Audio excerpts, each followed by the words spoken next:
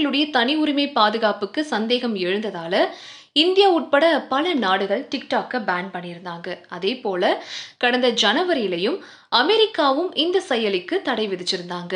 இப்பதான் நம்மள எல்லாருமே இன்ஸ்டாகிராம ரொம்ப ஈஸியா, ரொம்ப சுலபமா, ரொம்ப இன்ட்ரெஸ்டிங்கா யூஸ் பண்ணிட்டு இருக்கோம். ஆனா இந்த இன்ஸ்டா வரதுக்கு முன்னாடியே உலக அளவுல டிக்டாக் ஆப் ரீல்ஸ் வீடியோக்களுக்கு பிரபலமா இருந்து வந்திருக்கு. இது சீனாவை சேர்ந்த பைட்டான்ஸ் அப்படின்ற நிறுவனத்துக்கு சொந்தமான டிக்டாக் செயலிய இளைய தலைமுறையினர் உட்பட பல ஆயிரம் கோடிக்கணக்கான மக்கள் பயன்படுத்திட்டு வராங்க. ஆனா சீன செயலியான இந்த டிக்டாக் அப்படிங்கிறது தனி நபர் பயனர்களுடைய தனி உரிமை பாதுகாப்பு கருதி இந்திய அரசு கடந்த 5 வருஷங்களுக்கு முன்னாடி பேன் பண்ணாங்க.